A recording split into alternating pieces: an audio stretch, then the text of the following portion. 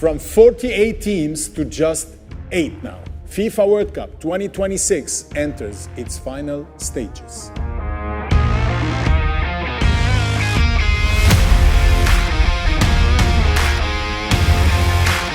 Welcome back to World Cup 2026 report. Cristiano Ronaldo's last dance ended in tears, and the quarterfinals are underway. I am joined again by Farid Khan. Hi, Farid. Hi, Michelle. How are you doing? I'm good. I hope you are too. Matches are less now. I don't know if we should be happy or not. I think both happy and sad because the World Cup is getting over and I don't know what to do when there are no matches. I'm already thinking about those days when we don't have matches in between. Pretty sad, to be honest. Same here, like today, for example. Yeah. Farid, before we go through the matches, starting with Portugal versus Spain, what is your message today to Cristiano Ronaldo? I think it will never happen for him. That's it. Just leave football before football leaves you. That's it. I don't know what Portugal needs to do more to get a trophy at this stage of the World Cup. They were arguably one of the top teams on paper. They had so many players from the PSG team that just won the Champions League, in fact defended that title. But they looked like a very different team here in this World Cup. And then Roberto Martinez, Belgium gave him their golden generation. Portugal gave him their golden generation, and to be very honest, he spoiled and ruined both of them. Not getting Ramos on the pitch, the player that got you here in the round of 16 with his goal, sheer injustice. If you can't bench your so-called best player or the player with the biggest ego in the most crucial match, then you should not be the head coach of the team. If Ronaldo was not playing well, if it was just not happening for him, then he should not be on the pitch in the dying minutes of the second half. That's it. Okay, so let's start with Portugal versus Spain. I think I want to know if you agree with me. I think it was it was evenly matched till the end, and in my opinion, Nuno Mendes' injury was a turning point. Absolutely it was. I think he's the one that can give you some kind of balls into the box that you can thrive on, and that is what you expect from him. He is world class, obviously.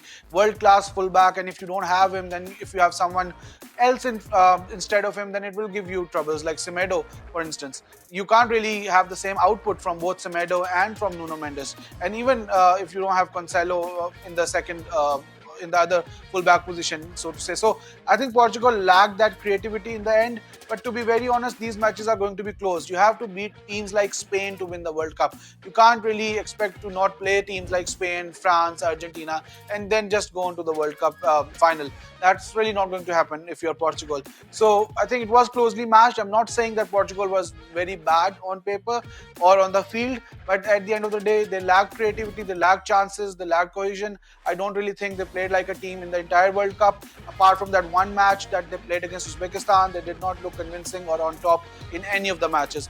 And you can't win World Cups like that. The last of the hosts, United States versus Belgium. I saw a great performance by Belgium and by Rudy Garcia. Was it a masterclass, Farid, or just the two mistakes by the goalie and the defenders ended the match? I think firstly, the defenders and the goalie did make mistakes. You were not expecting them to do that. They were very good in the entire World Cup. Coming into this match, they looked like the team that would beat Belgium because they had the crowd behind as well, and the support of their president, who got their player back. The red card was overturned. So much controversy before the match as well, but to no avail. But Belgium have peaked at the right time. They were almost out of the World Cup and they were losing to Senegal in the last few minutes. It looked like it was game over for them. But now they are in the quarterfinals and they could even go ahead. So you never know. But Belgium have done everything right in that match and getting the players, the right players. It was a big decision by Rudy Garcia not to have a player, the stalwart like Kevin De Bruyne in the team and then not having him on the pitch at any point in the match. Maybe he will play the quarterfinal. Let's see. But these are the decisions that you need to take. Brave and bold calls only make you champions. You have to take some calls which are actually maybe above your pay grade. This was not above his pay grade, just saying that the fans may not be pleased, but you have to look at the larger picture. You have to win the match for your team. Any comment about the Trump's dance after the fourth goal?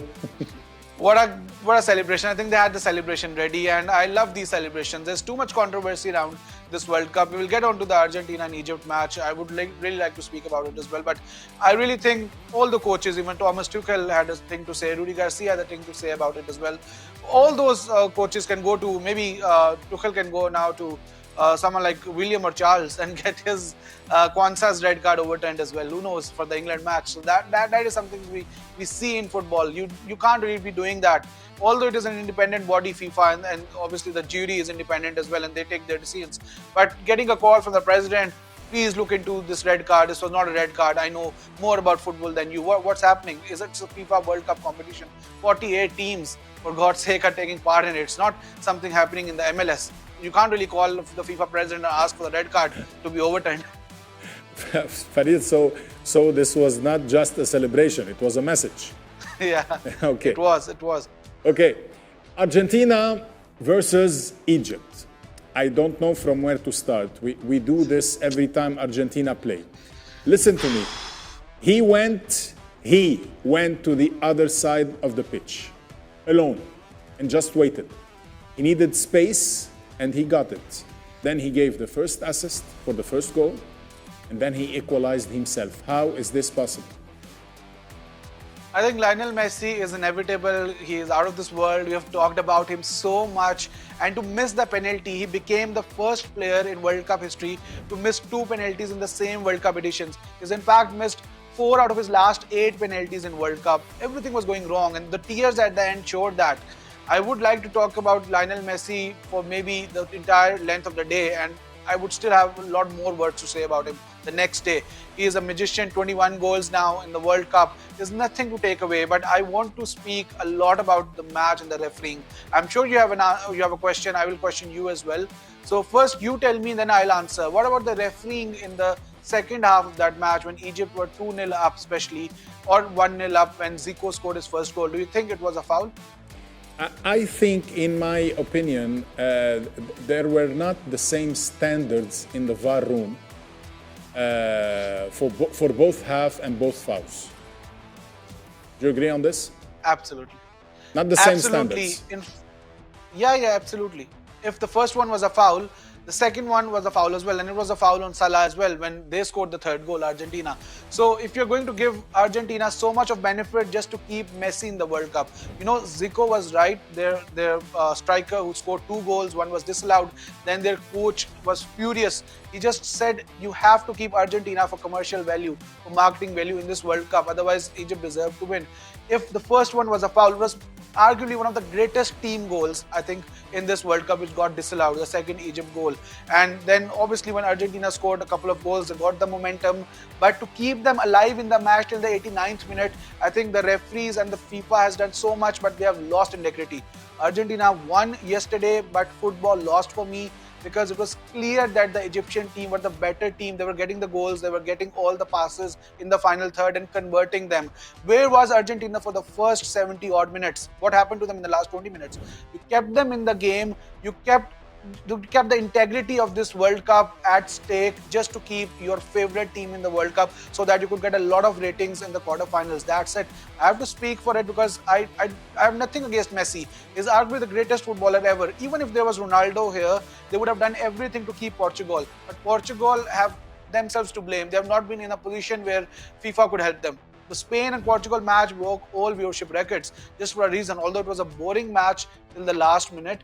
But just to keep their star players in the match, in the tournament, maybe get an Mbappe versus Messi final. Sorry, FIFA is doing everything. So you do feel sorry for Egypt? I do. They deserve to win that match. They were the better team for me. And had it been any team, trust me, would anyone want a Morocco versus Egypt final? FIFA would want a France versus Argentina final for all their viewers, for all the commercial value, the marketing value that these players and these teams bring. So unfortunately for Egypt, had it been any other team, not an Arab nation, FIFA probably would have done better refereeing, and it's manipulative.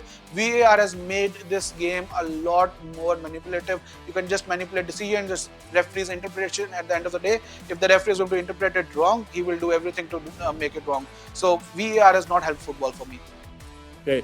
Farid, the last question about Argentina-Egypt. Did it remind you in any way about Belgium, Japan in World Cup 2018? Yeah, it did remind me of that match. Belgium were also 2-0 down, but they needed extra time to defeat Japan 3-2. But at the end of the day, that was at least a fair match. Belgium won fairly. So that is the only difference from that match. And this match, as far as this match is concerned, again, nothing against Argentina or Messi. It's just FIFA's attempt to keep their best teams till the end of the tournament, to keep the ratings as high as possible. No one would like to watch teams like Egypt and Morocco in the end, in the final. Unfortunately, it has to be someone like Argentina. Switzerland versus Colombia. As I predicted in the last episode, it was very tactical, it was very physical, not so entertaining. Do you feel it was 50-50 the whole match? It was, and eventually the stats will show you that. Even if you see the possession stats, the number of passes as well, even the attempts, but really, really well done by Switzerland to get that over the line. I was expecting Colombia to win this match because of the form of Luis Diaz, James Rodriguez. I think they have only themselves to blame. They should have won that match under 90 minutes if they were to go through and face Argentina. Now Argentina have got a route. Maybe Argentina can go into the semi-finals without facing any top 10 world-ranked team. So that says a lot, but that's not Argentina's fault. Obviously, the group has been so it's okay. I think Switzerland deserve to be here. We have talked about Switzerland and Colombia being the dark horses, and one of them had to reach the quarterfinals. And Switzerland have done so well; they have punched above their way to reach this far.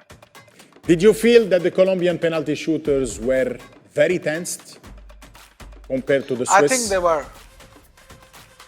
I think it was the occasion, it was too big because they had to face Argentina in the next match as well. Once again, I think Switzerland players held their nerve better, but I was expecting a lot more for Colombians. I really wanted a South American quarterfinal. I wanted something of a Copa America in this World Cup as well. It would have been a great contest between Colombia and Argentina, but I don't think Switzerland are that good a team. I want to be proved wrong.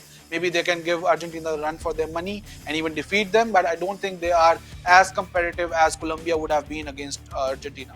I agree.